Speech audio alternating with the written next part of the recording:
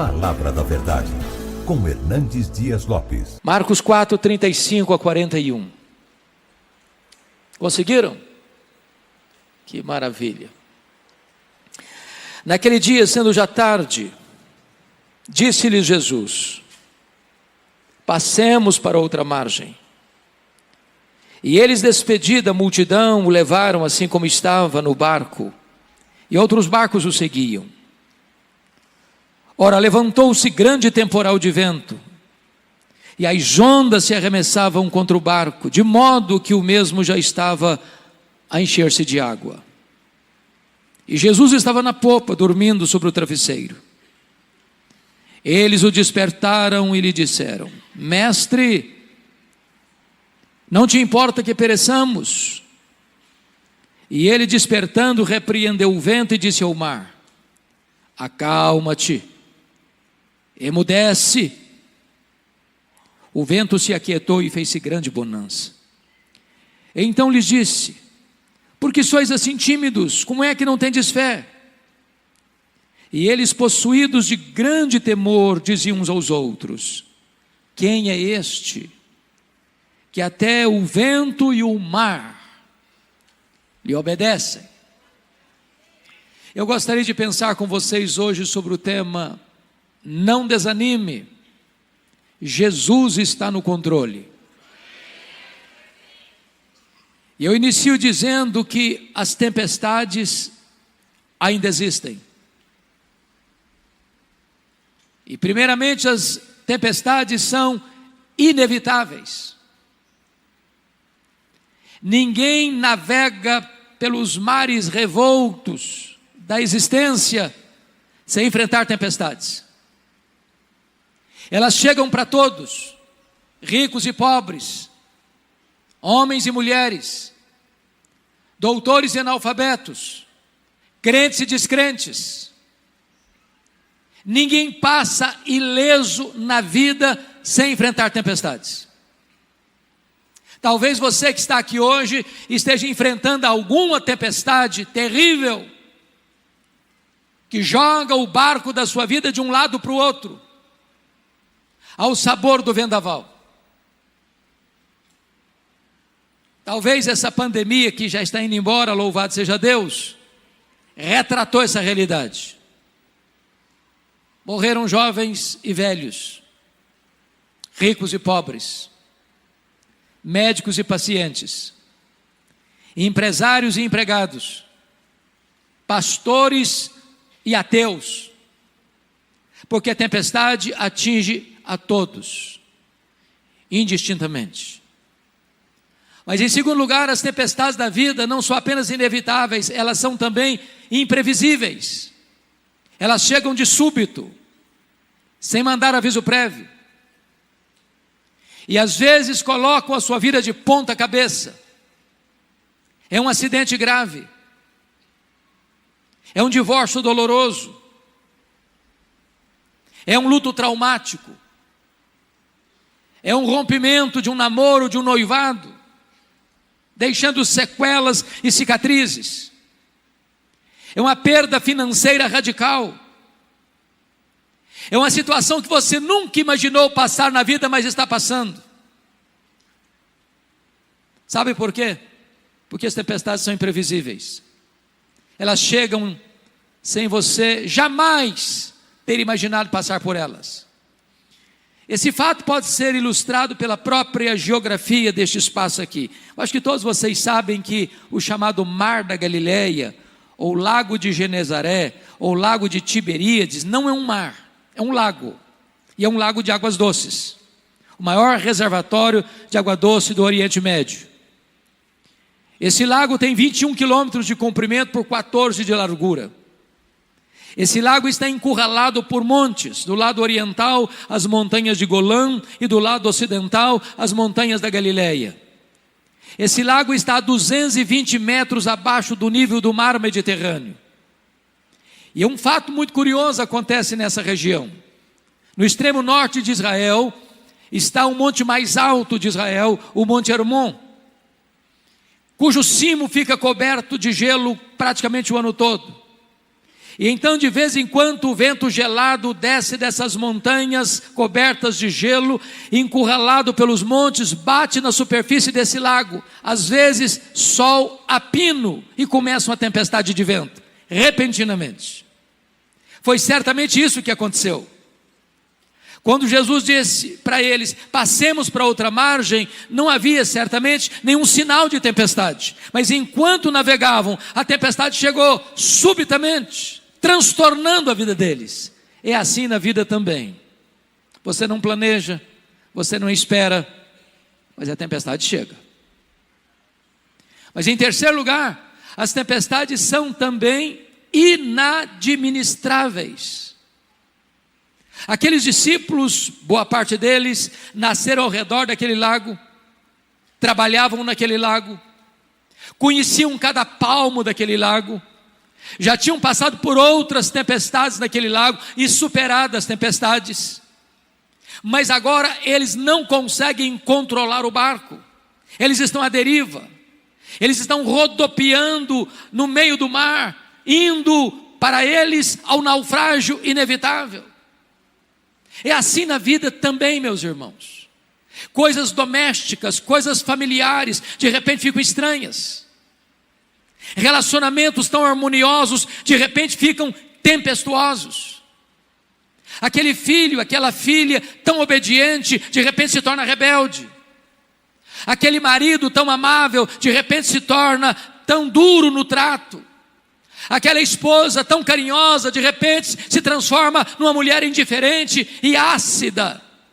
As circunstâncias da vida que pareciam tão favoráveis e você estava ainda de vento em popa, de repente o vento contrário começa a lançar-se sobre você e a sua vida começa a sofrer riscos e perigos. E você não consegue administrar. E as rédeas saem das suas mãos e o leme não obedece mais o seu comando. Mas em quarto lugar, bendito seja Deus, as tempestades são também pedagógicas. Entendamos isso, irmãos. Nós cremos numa doutrina gloriosa que nós chamamos de soberania de Deus. Nós não cremos em acaso, nós não cremos em sorte, nós não cremos em azar, nós não cremos em determinismo cego, nós não cremos em olho gordo, nós não cremos em misticismo. Nós cremos que a mão de Deus dirige o nosso destino.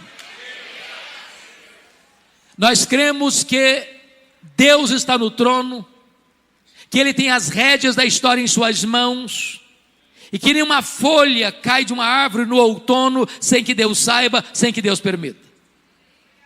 As tempestades que vêm sobre a sua vida não vêm para destruir você, vêm para fortalecer e tonificar as musculaturas da sua alma. As tempestades não vêm para nos destruir, vêm para nos fortalecer, não vêm para nos reprovar, vêm para nos aprovar na presença de Deus. Então, dito isto, à guisa de introdução, com a Bíblia aberta comigo no texto, eu gostaria que você considerasse essa passagem comigo. O contexto aqui é que Jesus passara todo aquele dia ensinando as parábolas do reino. E se você já deu aulas, ou pregou, ou deu palestra um dia inteiro, no final do dia você está exausto. E então diz a Bíblia que depois de dar estas palestras sobre o reino de Deus, ensinar essas parábolas, Jesus disse para os seus discípulos: passemos para outra margem. E diz a Bíblia que Jesus entrou no barco, pegou um travesseiro, foi lá para trás do barco na popa, deitou e dormiu, porque ele era homem, perfeitamente homem, e estava cansado. E nesse momento então os discípulos começam a navegar, quando a tempestade súbita chega, e eles tentam administrar o problema, e não conseguem. E de repente, quando o barco estava à deriva e prestes a naufragar, eles recorrem a Jesus com a pergunta em tom de censura: mestre, não te importa que pereçamos? E diz a Escritura que Jesus levanta, acalma o mar, aquieta o vento e pergunta para eles: por que sois assim tímidos? Como é que não tendes fé? E eles olham uns para os outros espantados e tomados de santa reverência e perguntam: mas quem é este que até o vento e o mar lhe obedecem? Se vocês perceberam comigo, essa passagem está regida por 3 perguntas. No verso 38, a pergunta dos discípulos a Jesus: Mestre, não te importa que pereçamos? No verso 40, a pergunta de Jesus para os discípulos: por que sois assim tímidos? Como é que não tendes fé? A terceira pergunta está no verso 41, é entre os discípulos: quem é este que até o vento e o mar lhe obedecem? Se o texto está regido por essas 3 perguntas, é sobre elas que vamos conversar com vocês nesta noite. Vejamos a primeira pergunta: Mestre, não te importa que pereçamos? Eu quero dizer que essa é a sua pergunta, essa é a minha pergunta, essa é a nossa pergunta na hora da dor, na hora da angústia, na hora do desespero, na hora que a morte nos mostra a sua carranca, na hora que as circunstâncias saem das nossas mãos, na hora que o medo tenta nos encurralar, na hora que as forças do nosso braço já não existem mais, na hora que o barco da nossa vida não obedece mais o nosso comando, todos nós ficamos aflitos. E nessa hora você pensa: meu Deus, por que o Senhor não me socorre? Por que essa tempestade veio? Por que comigo? Por que agora? Por que desse jeito? E quando eles recorrem a Jesus, eles recorrem não só com a pergunta, mas com a censura. Eles estão dizendo o seguinte: não vais fazer nada? Não estás vendo o nosso perigo? Não estás percebendo a nossa angústia? Não estás notando que esse mar está nos engolindo vivos? Vais continuar dormindo? Esta é a pergunta que nós fazemos. Mas por que eles estão fazendo essa pergunta? O que não está bem resolvido na cabeça deles? Primeiro, não está bem resolvido na cabeça deles o fato de Jesus ter dado uma ordem para eles: passemos para outra margem. E na medida em que eles obedecem a Jesus, eles enfrentam a tempestade. Na nossa cabeça, via de regra, o raciocínio é esse: com Cristo no barco tudo vai muito bem, vai muito bem, vai muito bem. Com Cristo no barco tudo vai muito bem. E aí você pensa assim: se Jesus está conosco, não tem tempestade, não tem crise, não tem problema, não tem luta, não tem dor, não tem surpresa. Quando você obedece a Jesus, o que você espera? Vai dar tudo certo. Mas de repente você entra no barco em obediência a Jesus e a tempestade pega você, e a crise chega, e a doença chega, e o problema financeiro chega, e o problema no casamento chega, e o problema na família chega, e a dor chega, e vocês: meu Deus, não estou entendendo. É fácil você entender a tempestade que foi atrás do profeta Jonas. Ele estava numa rota de fuga, ele estava numa rota de desobediência, e Deus mandou a tempestade atrás dele para trazê-lo de volta para o caminho da obediência. Notinha de rodapé: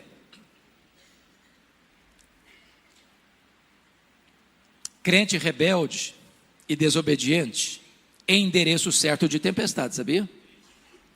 Deus vai mandar a tempestade atrás de você, não para destruir você, para trazer você de volta. Agora, o que você e eu não entendemos é como nós estamos fazendo a vontade de Deus e a tempestade nos apanha. Não estava bem resolvido isso na cabeça deles. Segunda coisa que não estava bem resolvido na cabeça deles: como conciliar a urgência da necessidade deles com a demora de Jesus em atendê-los. Eu pergunto a vocês: o que Jesus estava fazendo naquele barco? Dormindo. Quem está dormindo não está agindo. E sabe, irmãos, pior do que a tempestade, para nós, é a demora do socorro. Tem hora que a demora de Deus grita mais alto nos ouvidos da nossa alma que o barulho mais ruidoso das circunstâncias mais adversas. Talvez foi a dor de Marta, quando manda um recado para Jesus: está enfermo aquele a quem amas. E eu fico imaginando que, já que tinha muita gente na casa da Marta e da Maria, as perguntas eram essas: será que ele vem mesmo? E Marta respondia: claro, ele nunca nos deixou na mão. E o Lázaro piorando. E Marta talvez olhando na estrada se Jesus apontava. E alguém chegava e dizia: ô Marta, eu acho que Jesus não vem. Vem, ele não deixa na mão não. Ele vem, ele é amigo da gente. Ele não vai nos deixar de socorrer não. Ele vai chegar. E o Lázaro piorando. Daqui a pouquinho alguém chega e diz: ô Marta, seu irmão acabou de morrer. E o seu Jesus não chegou. Os judeus que estavam na casa da Marta disseram assim: por que ele não curou o Lázaro? Ou por que não evitou que Lázaro morresse? Ele não fez curas à distância, por que não curou o Lázaro? Quantas vezes você já passou noites indormidas, madrugadas insones, com essa grande angústia: meu Deus, por que o Senhor deixou isso acontecer? Por que o Senhor permitiu isso? Por que o Senhor não veio? Por que o Senhor não socorreu? Por que o Senhor está demorando? Por que eu oro e a doença se agrava? Por que eu peço e o problema não se resolve? Por que eu insisto e choro e jejuo e clamo, e a única voz que eu escuto é o barulho das ondas sovando o barco da minha vida? Na cabeça deles não está bem resolvido isso.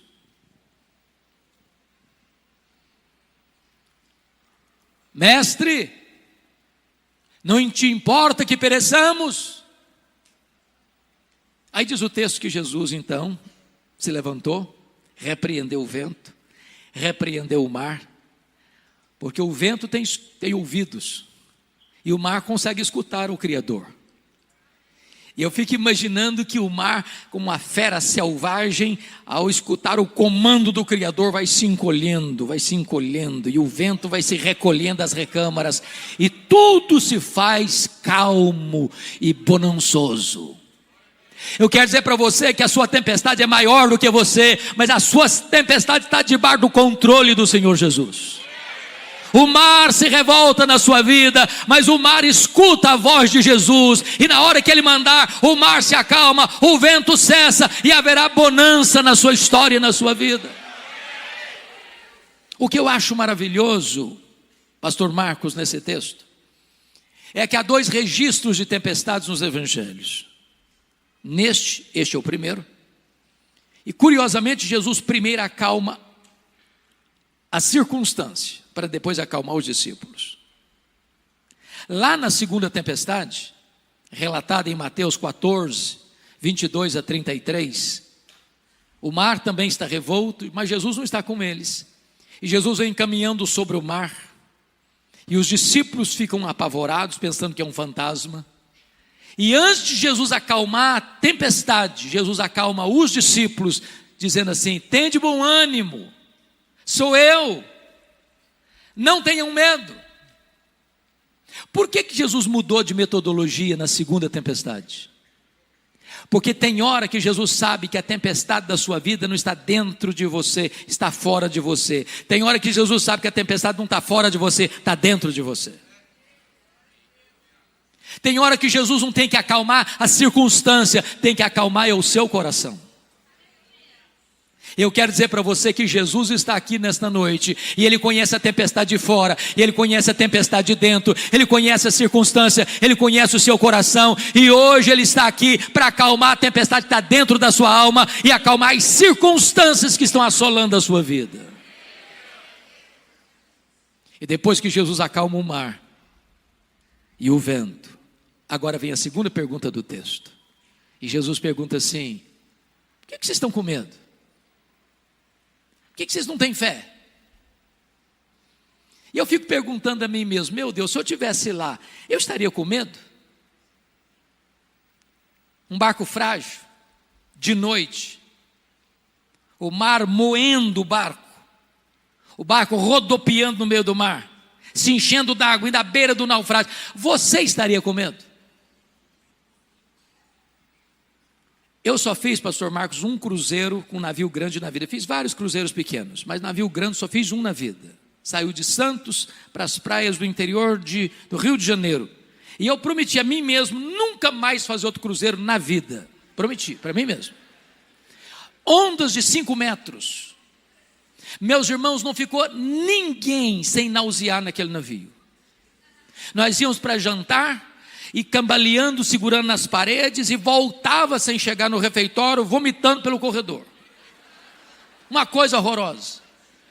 E quando saímos do rio, nessa circunstância, sabendo que tinha 8 horas pela frente, eu fiz uma oração: meu Deus, ou eu durmo ou eu morro. Agora pensa num barquinho pequeno. A morte mostrando a carranca. Você estaria com medo? E Jesus disse: por que vocês estão com medo? Como é que vocês não têm fé? A grande pergunta nesse texto é: por que eles deviam ter fé e não medo?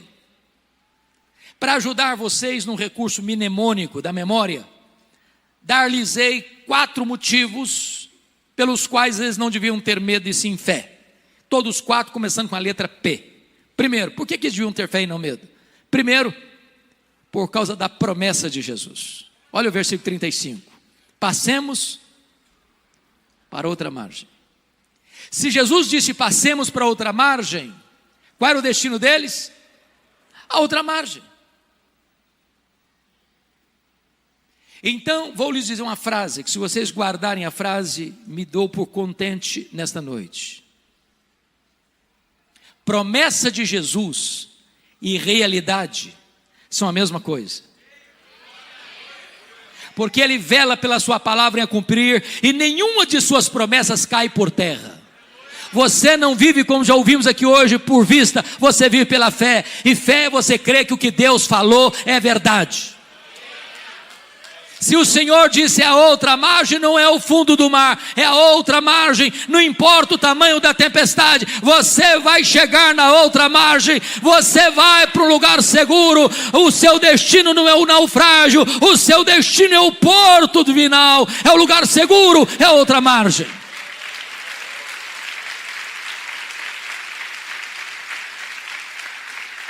Por que eles deviam ter fé e não medo? Em segundo lugar, primeiro, por causa da promessa. Segundo, por causa da presença. Jesus estava dentro do barco. E quem é Jesus? É o Criador do céu, é o Criador da terra, é o Criador do mar, é o Criador do universo, é o seu Criador. A criatura não pode ser maior que o Criador, a criatura não pode vencer o Criador. Se Jesus estava dentro daquele barco não podia naufragar. Meu amado irmão, nós não vamos deixar de ter medo. Não, eu não tenho medo porque eu sou um cara valente, eu não tenho medo porque eu sou um cara forte, eu não tenho medo porque eu sou um leão, eu não tenho medo porque qualquer coisa eu enfrento no peito, porque eu sou bom, porque eu sou isso. Não, você não precisa ter medo, não é porque você é forte não, você é fraco, eu sou fraco, mas o seu Deus é forte, o seu Deus é todo poderoso, o seu Deus é onipotente, o seu Deus está com você. Disse Davi: eu não temo a sombra da morte, porque tu estás comigo, a tua vara e o teu cajado me consolam. E Jesus prometeu: eis que eu estou convosco todos os dias, até a consumação dos séculos. Terceiro lugar, por que eles deviam ter fé e não medo? Primeiro, por causa da promessa. Segundo, por causa da presença. Terceiro, por causa da paz de Jesus. Eu pergunto a vocês: o que Jesus está fazendo no barco mesmo? Dormindo. Então vou fazer outra pergunta. Jesus sabia que a tempestade viria? É óbvio que sim. E se sabia, por que dormiu? Dormiu porque tinha plena consciência que tudo estava sob controle. Me permita dizer isso: paz não é ausência de tempestade. Paz é a certeza que, apesar da tempestade, Jesus está no controle. Você pode perder o controle, Ele jamais perde o controle. Você pode chegar a um momento na vida que você não sabe o que fazer, Ele sabe.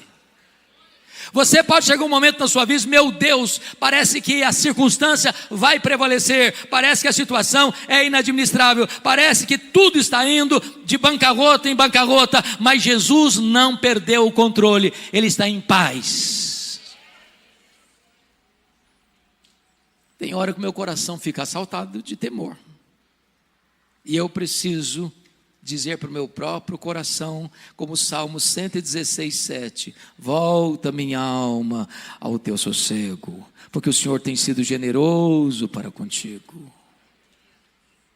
Descansa, ó minha alma, acalma, acalma.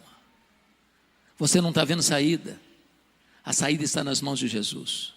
Você não controla a situação, Jesus está com as rédeas na mão.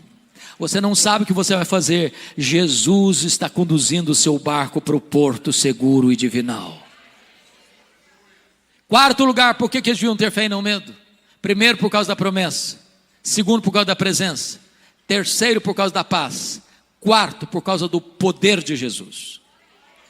Se vocês perceberam, toda essa passagem está ao redor de outros textos que retratam o poder de Jesus. Por exemplo, aqui Jesus tem poder sobre as leis da natureza. O mar escuta a sua voz, o vento obedece o seu comando. Quando ele fala, o universo inteiro escuta a sua voz. O sol para, as estrelas aparecem. Quando ele fala, o vento escuta a sua voz. Quando ele fala, uma mula profetiza. Quando ele fala, um verme obedece a sua voz e vai lá exercer o seu trabalho. Quando ele fala, os demônios batem retirada. Quando ele fala, os anjos saem na velocidade de um vento para cumprir as suas ordens. Ele é o todo-poderoso Deus, e o universo inteiro se curva à sua soberania. Ele tem um controle, Ele está no comando, Ele é Deus. Mas em segundo lugar, se você perceber, quando termina esse texto, Jesus desembarca do outro lado, na região que nós conhecemos como Decápolis, as 10 cidades gentílicas, num despenhadeiro, de noite, dentro de um cemitério. E tudo que você não espera ver dentro de um cemitério de noite, a gente viva.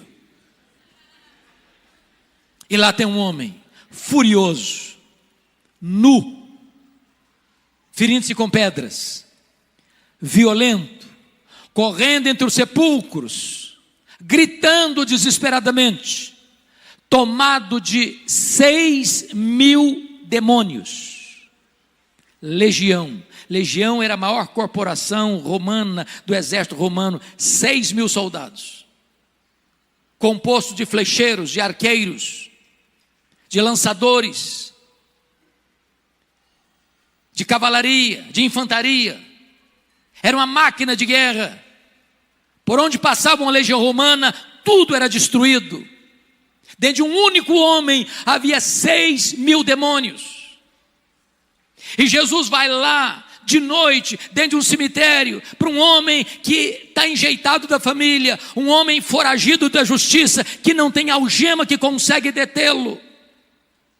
E Jesus o liberta, e Jesus o cura, e Jesus o transforma, e o Jesus envia de volta para a sua família como um missionário. Sabe por quê? Porque Jesus tem poder sobre as leis da natureza, e Jesus tem poder sobre os demônios. Quem manda no céu, quem manda na terra e quem manda no inferno é o Senhor Jesus. Quem tem as chaves da morte e do inferno é o Senhor Jesus. Ele é o todo-poderoso Deus, e diante dele se prostra todo joelho, nos céus, na terra e debaixo da terra, e toda língua confessa que Jesus Cristo é Senhor, para a glória de Deus Pai. Mas quando Jesus retorna para o outro lado, onde ele morava em Cafarnaum, diz a Bíblia que Jairo chefe da sinagoga, procura Jesus desesperado, porque a sua filhinha única de 12 anos está muito doente. Ele diz: Senhor, vai na minha casa comigo, impõe as mãos sobre a minha filha para ela ser curada. E Jesus está indo com Jairo, quando uma mulher anônima, 12 anos sofrendo de uma hemorragia crônica, pensa consigo: se eu apenas tocar na orla das vestes de Jesus, eu ficarei livre do meu mal. Ela toca na orla das vestes de Jesus e a hemorragia é estancada na hora. Sabe por quê? Jesus tem poder sobre a natureza, Jesus tem poder sobre os demônios, Jesus tem poder sobre as enfermidades. A última palavra não é da ciência, a última palavra não é da medicina, a última palavra é de Jesus. Para Ele não tem doença incurável, para Ele não tem problema insolúvel, para Ele não tem vida irrecuperável, para Ele não tem casamento insolúvel, para Ele tudo é possível. Ele tem poder sobre as enfermidades, Ele é o médico dos médicos. Enquanto Jesus está cuidando dessa mulher, chega o emissário da casa de Jairo e diz para Jairo: ô Jairo, não incomodes mais o mestre, a tua filha acabou de morrer. O mundo desabou sobre a cabeça do Jairo. E Jesus diz para Jairo: não temas, Jairo, crê somente. E Jesus vai para a casa do Jairo. A menina está morta. Ele chega e põe a mão na menina e diz: Talita cumi, menina, está na hora de levantar. E a morte solta as garras da menina. E aquela que estava morta ressuscita. E ela é devolvida aos seus pais. Sabe por quê? Porque Jesus tem poder sobre a natureza, Jesus tem poder sobre os demônios, Jesus tem poder sobre as enfermidades e Jesus tem poder sobre a morte.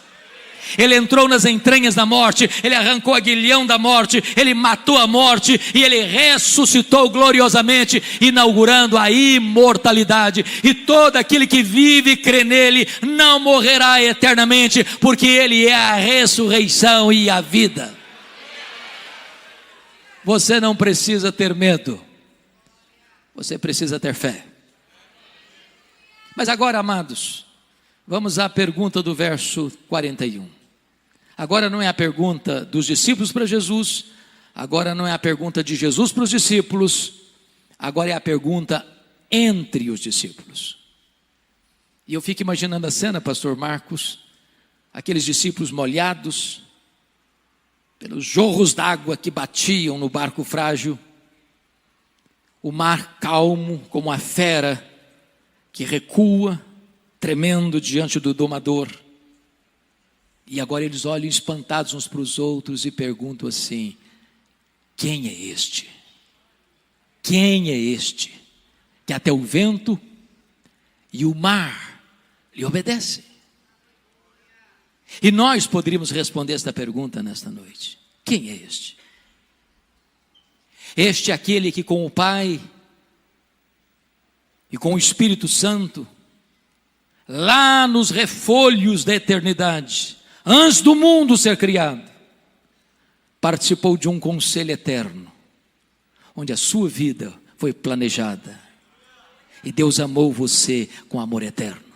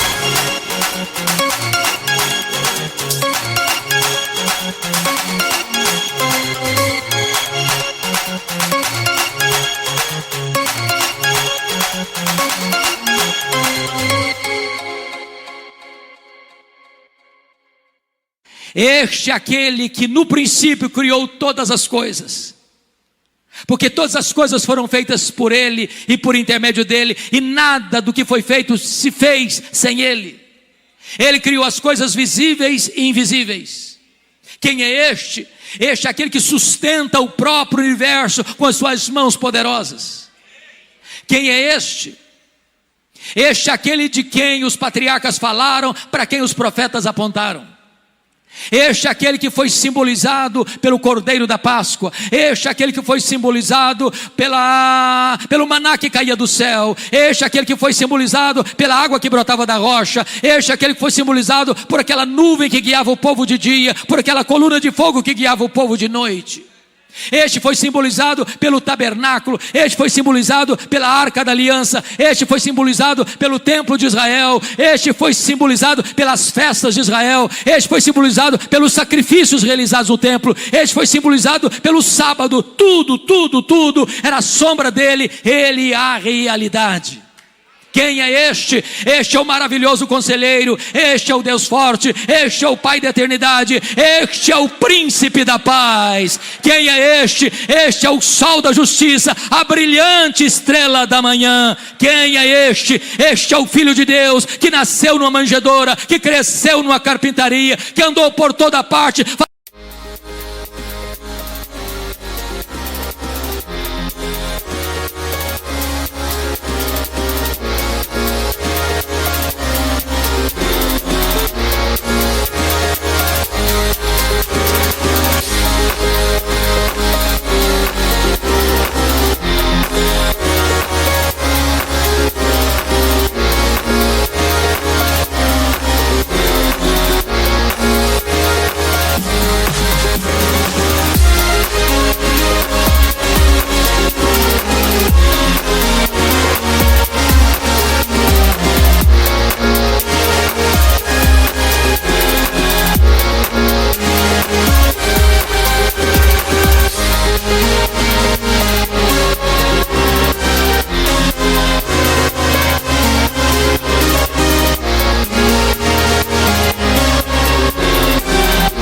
Fazendo bem e libertando os oprimidos do diabo. Os cegos viram, os surdos ouviram, os mudos falaram, os coxos andaram e os mortos ressuscitaram. Quem é este? Este é o grande eu sou. Este é o sol da justiça. Este é a luz do mundo. Este é o pão da vida.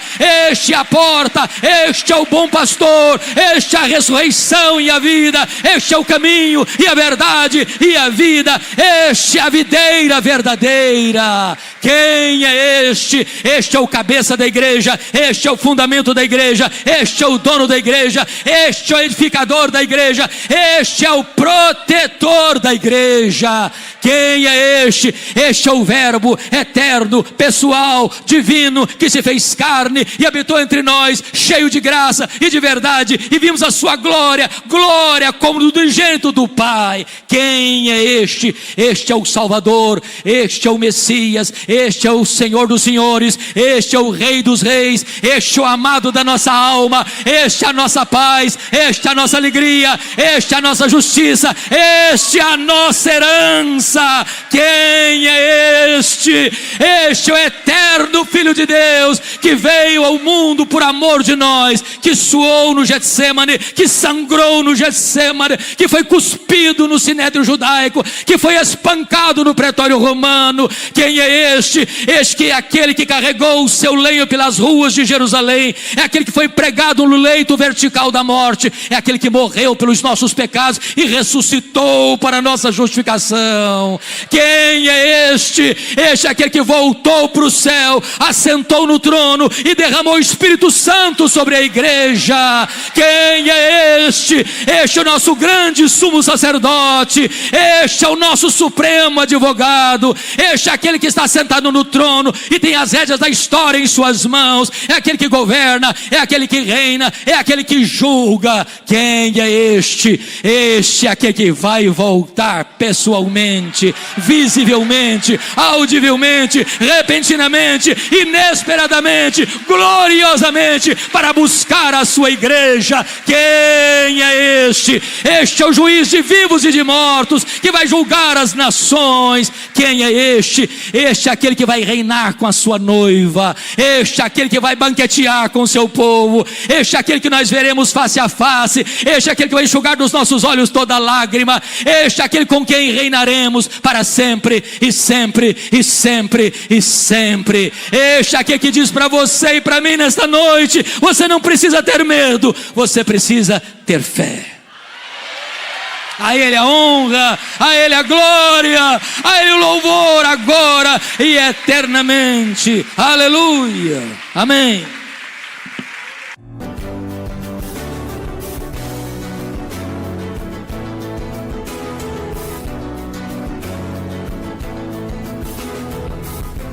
Palavra da Verdade, com Hernandes Dias Lopes.